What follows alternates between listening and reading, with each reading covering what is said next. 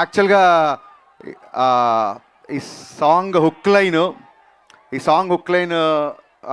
ఆయన నోట్లోంచి వినాలి, ముందే ఆయన నోటి నుంచి వింటేనే హై వస్తుంది, ముందు రివీల్ చేయకూడదని చెప్పి దీనికి ఏ ముహూర్తాన ఆరా ఆఫ్ వస్తుందని పెట్టామో ఇవాళ ఇక్కడికి వచ్చిన ప్రతి ఒక్కళ్ళలో ఆరా కనబడుతుంది. ఆరా అంతా మల్లారెడ్డి విశ్వవిద్యాపీఠలోనే ఉంది. Thank you so much. నిజంగా సండే కదా చాలా తక్కువ మంది వస్తారనుకున్నా, బట్ నేను ఎక్స్పెక్ట్ చేసినట్టు చాలా ఎక్కువ మంది వచ్చారు. Thank you so much. And ఈ ఆపర్చునిటీ ఇచ్చిన ఎంటైర్ మల్లారెడ్డి విశ్వవిద్యాపీఠ యాజమాన్యానికి, ప్రీతి రెడ్డి మ్యామ్కి మేము మనస్ఫూర్తిగా థ్యాంక్స్ చెప్పుకుంటున్నాం అండి. Thank you so much. సార్కి, శరత్ సార్కి మనస్ఫూర్తిగా థ్యాంక్స్ చెప్తున్నాం. థ్యాంక్ యూ సో మచ్ అండి. ఒక సినిమాలో ఒక సీన్లో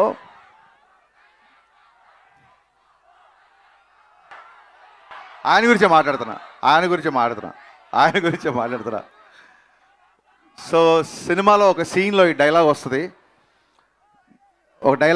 ఇదేంటంటే ఆ డైలాగ్ రాసే ముందు ఒక చిన్న నాలో ఉన్న ఆలోచన ఏంటంటే, ఒక 2 decades నుంచి కళ్యాణ్ గారి మేనరిజం చేస్తున్నారు, బట్ దీనికి ఒక వర్బల్ ఎక్స్ప్రెషన్ ఇస్తే బాగుంటుంది, ఇలా అనగానే ఒక మాట గుర్తుకు రావాలి డెఫినెట్గా అన్న థాట్ నుంచి ఆ డైలాగ్ వచ్చింది. ఆ డైలాగ్ వచ్చిన తర్వాత ఈ సాంగ్కి ఇదే హుక్ లైన్ అయితే చాలా బాగుంటుంది అనిపించింది. ఎందుకంటే సినిమాలో ఉన్న ఎమోషన్ నుంచి అది స్టార్ట్ అవుతుంది కాబట్టి ఇది యాప్ట్ అనిపించింది. ఈ హుక్ లైన్ చెప్పగానే ఫస్ట్ డిఎస్పి గారు ఎగిరి గంతేశారు. అసలు అంటే ఒక ఫిలాసఫీ చెప్తూ కూడా, ఒక మాస్ హుక్ లైన్తో కూడా ఒక ఫిలాసఫీ చెప్పొచ్చు అన్న టైప్లో ఆయన ఒక కాంప్లిమెంట్ ఇచ్చారు. ఆ తర్వాత ఆ ఆరాకి ఖచ్చితంగా ఆస్కార్ పెన్నే కావాలి అనిపించింది. ఇమ్మీడియట్గా మా బోసన్న దగ్గరికి వెళ్ళా. బోసన్నకి నాకు రిలేషన్ అసిస్టెంట్ డైరెక్టర్గా ఉన్నప్పటి నుంచి, నేను డైరెక్టర్ అవ్వక ముందు నుంచి నన్ను చూస్తున్నాడు. మళ్ళీ నాకు ఆటోగ్రాఫు, గబ్బర్ సింగ్ ఈ రోజులు గుర్తొచ్చాయి అన్న. కంటిన్యూగా అంటే సాంగ్ వచ్చేంత వరకు బోస్ గారు నేను హోటల్లో చెక్ ఇన్ అయ్యామంటే లిరిక్ పేపర్తోనే బయటికి వెళ్ళాం. ఇంకా హోటల్ విడిచిపెట్టి బయటికి వెళ్ళలేదు. నాకు తెలిసి ఒక 2-3 రోజులే కూర్చున్నాము. బట్ ఫస్ట్ డే ఒక 4 hours, సెకండ్ డే ఒక 8 hours సాంగ్ అయిపోయింది. యాక్చువల్గా ఫస్ట్ డేనే దేవి గారికి వినిపిద్దాం అనుకున్నాం, లేదు ఇంకొకసారి మళ్ళీ డబల్ చెక్ చేసుకుని ఆయన వినిపిద్దామని చెప్పి రెండో రోజు మళ్ళీ కూర్చొని మళ్ళీ కొన్ని లైన్లు యాడ్ చేసి అప్పుడు దేవి గారికి వినిపించాము. ఇది ఇప్పుడు కళ్యాణ్ గారి మీద నాకున్న ప్రేమ, అభిమానం, రెస్పెక్ట్ మీకు అందరికీ తెలుసు. బట్ ఈ సాంగ్కి ఏంటంటే ఇది ఒక అభిమానంతో వచ్చిన పాట కాదు, కంప్లీట్గా ఆయన లైఫ్ స్టైల్ని, ఆయన జర్నీని, అభిమానం కంటే ఎక్కువ కూడా ఒక అవగాహనతో వచ్చిన సాంగ్ ఇది. సో అంటే ప్రతి ఫ్యాన్ మనసులో తన గురించి ఏమనుకుంటాడో కళ్యాణ్ గారి వ్యక్తిత్వాన్ని యాజ్ ఇట్ ఈజ్గా ప్రతిబింబిస్తూ ప్రతి లైన్, అంటే హీరోయిజం సాంగ్స్ రాస్తున్నప్పుడు ఏమవుతుందంటే ఒక లైన్ రాస్తే అది ఏ హీరోకైనా సూట్ అయ్యేలా ఉంటుంది యాక్చువల్గా, డెఫినెట్గా హీరో ఎలివేషన్స్ రాస్తున్నప్పుడు.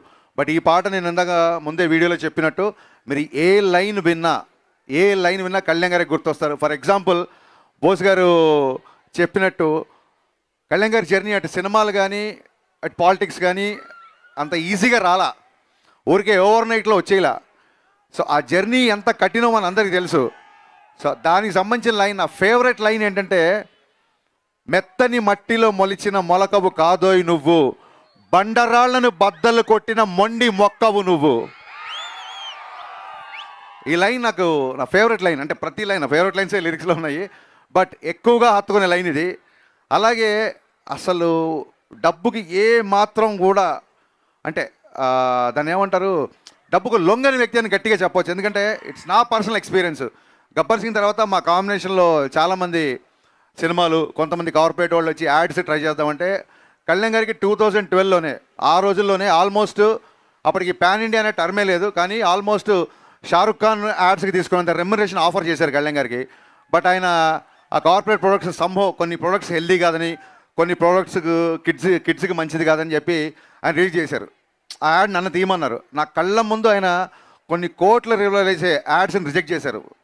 ఇంకోళ్ళు చేయడం ఈయనకి చేయకపోవడం అని కంపారిజన్ కాదు, ఎవరి ధోరణి వాళ్ళది. బట్ ఆయన వ్యక్తిత్వాన్ని ప్రస్ఫుటించేలాగా, అందుకే ఎక్కడన్నా తనకి నెగటివ్ ఉన్నా, ఎక్కడన్నా తనకి ప్రతిబంధక ఉన్నా చొచ్చుకెళ్ళే తత్వం అయింది. అందుకే ఆ లైన్ వచ్చింది, ఏటికి ఎదురీదడం అంటే everyday ముందుంటాడు.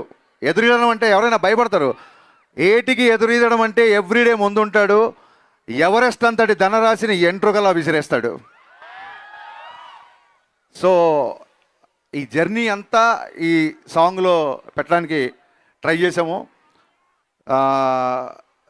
Last time song release అప్పుడు చెప్పినట్టే మళ్ళీ డిఎస్పి గారు పాట పెట్టలేదు, ప్రాణం పెట్టారు ఈ పాటకి.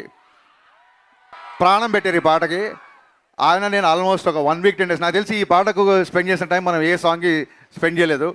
చాలా రోజులు నేను ఒక 5-6 సార్లు ఈ పాటకి చెన్నై వెళ్ళాల్సి వచ్చింది. ఆయన కొన్నిసార్లు బాగా వచ్చిందంటే ఓకే అన్నప్పుడు కాదు కదా ఇంకా బెటర్గా చేస్తాను, కొన్నిసార్లు సార్ ఇది ఎక్కువ బీజం ఏదో మార్చాలని. ఈ సాంగ్కైనా తర్జన భర్జనలు మామూలు విషయం కాదు, but we're seeing the result today. Thank you sir. అంటే మీరందరూ కళ్యాణ్ గారికి రిలీజ్ అప్పుడు పాలాభిషేకం చేస్తారు కదా, దేవి గారు పాటాభిషేకం చేశారు, కళ్యాణ్ గారికి పాటాభిషేకం చేశారు ఈ పాటతో. అలాగే మా బోస్ గారు తన ఇంకుతో ఈ పాటకి అన్న శిరాభిషేకం చేసావు నీ శిరాతో, అందుకే ఈ పాట ఇలా వచ్చింది. Thank you so much. ఎక్కడికి వెళ్ళిన అడుగుతున్నారు ఉస్తాద్ భగత్ సింగ్ ఎలా ఉంటుంది. నా ఇట్స్ హై టైం, రిలీజ్ దగ్గర పడుతుంది. March 26 సినిమా రిలీజ్ అవుతుంది. ఎలా ఉంటుంది అని మొన్న ఒక వెరైటీ ఇండియా మ్యాగజైన్, ఆయన ఒక నేషనల్ లెవెల్ మ్యాగజైన్ ఆయన ఒక క్వశ్చన్ వేసినప్పుడు ఒకటే ఆన్సర్ చెప్పాను. పవన్ కళ్యాణ్ గారి ఫ్యాన్స్, జనరల్ సినిమా ఆడియన్స్ ఏమేం కోరుకుంటున్నారో అన్నీ, ఎవ్రీథింగ్ A to Z పుష్కలం, యూ నేమ్ ఇట్. పాటలు, డ్యాన్సులు, డైలాగ్స్, ఎంటర్టైన్మెంటు, యాక్షను, ఈవెన్ చాలామంది కల్ట్ ఫ్యాన్స్ ఆయన డ్రెస్సింగ్ స్టైల్ ఫాలో అవుతుంటారు. ఆయన డ్రెస్సింగ్ స్టైలు అండ్ ఎంత పర్టికులర్ అంటే మీ అందరికీ నచ్చే హెయిర్ స్టైలు, డ్రెస్ స్టైల్ ఒకటే కాదు, మీ అందరికీ నచ్చే హెయిర్ స్టైలు. 2 గంటల 30 నిమిషాలు సినిమాలో 2 గంటలు తృప్తిగా పవన్ కళ్యాణ్ గారిని చూసుకుంటారు. 2 గంటలు పవన్ కళ్యాణ్ గారు మేము ముందుంటారు. ఆయన మనస్ఫూర్తిగా నవ్వి ఈ సినిమాల్లో చాలా కాలం అయింది. దీంట్లో ఆయన సెన్స్ ఆఫ్ హ్యూమరు, సహజంగా ఉండే ఆయన ఎటకారం, ఆయన కామెడీ, ఆయన లాఫ్, ఆయన ఎనర్జీ, ఆయన swag, you name it, whatever you name it, that is there in the film. So కలెక్షన్లు, సక్సెస్లు అంటారా, ఇదంతా దైవాధీనం. బట్ సినిమాకి వచ్చినప్పుడు నేనేమనుకున్నానంటే ఎవ్రీ పవన్ కళ్యాణ్ గారి fan best of Pavan Kalyan experience ఈ సినిమాలో ఉండాలి అని అనుకున్నాను. అలాగే ఉంది. కళ్యాణ్ గారు లాస్ట్ సినిమా చెప్పినట్టు కళ్యాణ్ గారు ప్రాణం పెట్టి పనిచేశారు ఈ సినిమాకి. కొన్నిసార్లు పగలు అక్కడ మంగళగిరిలో ఉండి నైట్ ఇక్కడికి వచ్చేసేవాళ్ళు. 18 గంటలు, రోజుకి 18 గంటలు కళ్యాణ్ గారు పనిచేసే సందర్భాలు ఉన్నాయి ఈ సినిమాకి. అండ్ దాన్ని ఏమంటారు, ఈ పాట ఎస్పెషల్లీ నేను బోస్ గారికి చెప్పింది ఏంటంటే, ఈ పాట కళ్యాణ్ గారి మీద నాకున్న ప్రేమ. సో బేసికల్గా నేను ఒక ప్రేమ లేఖ రాయాలి సార్ అన్నాను, ఆయన దానికి సిరా ఇచ్చారు. థ్యాంక్ యూ బోస్ అన్న, థ్యాంక్ యూ సో మచ్. ఈ పాటే కాదు, సినిమాలో ఏ పాట అయినా సరే చాలా గ్రాండ్గా, చాలా విజువల్లీ ఒక ఫీస్ట్ లాగా ఉంటుంది. దానికి రీజన్ నన్ అదర్ దాన్ మా ప్రొడ్యూసర్లు నవీన్ గారు, రవి గారు. వాళ్ళిద్దరు లిటరల్గా ఒక 3 ఏళ్ళు నన్ను భుజాల మీద మోసారు. అంటే లిటరల్గా కాదు, వాళ్ళ హైట్కి ఎవరైనా భుజాలను ఎక్కితే మట్టు కింద పడిపోతారు. వాళ్ళు జాగ్రత్త ప్లాన్ చేసుకున్నారు. సో భుజాల మీద పోయడం ఏంటంటే ఏ రోజు కూడా, అంటే కొంచెం ప్రాజెక్ట్ మేము అనుకున్న దానికంటే డిలే అయింది కాబట్టి ఏ రోజు కూడా చిన్నపాటి అసహనం కానీ, చిన్నపాటి నిరాశ కానీ లేకుండా ప్రొడక్షన్లో నేను అడిగిందే కాదు, నేను అడిగిన దానికంటే ఎక్కువ ఇచ్చారు. వాళ్ళు చిన్న ట్రాఫిక్లో ఇరుక్కున్నారు. They are on the way, any moment they will be reaching here. So Naveen గారికి, రవి గారికి అండ్ డే అండ్ నైట్ కష్టపడుతున్న మళ్ళీ మా డిపార్ట్మెంట్కి, దేవి గారు ఎన్ని థ్యాంక్స్ చెప్పినా, అంటే నాకు చాలాసార్లు అనిపిస్తుంది ఇళయరాజా గారు, ఆర్డి బర్మన్, ఏఆర్ రెహమాన్, దేవి గారు వీళ్ళందరూ కేవలం మ్యూజిక్ చేయడానికే పుట్టారేమో, వీళ్ళకి మ్యూజిక్ చేయడం తప్ప ఇంకే పని రాదేమో అనిపిస్తుంది. సర్జీ, heartfelt thanks to you. Thanks for always being there, not just like a music director, more than a music director, more than a brother, more than a guide. Thank you so much.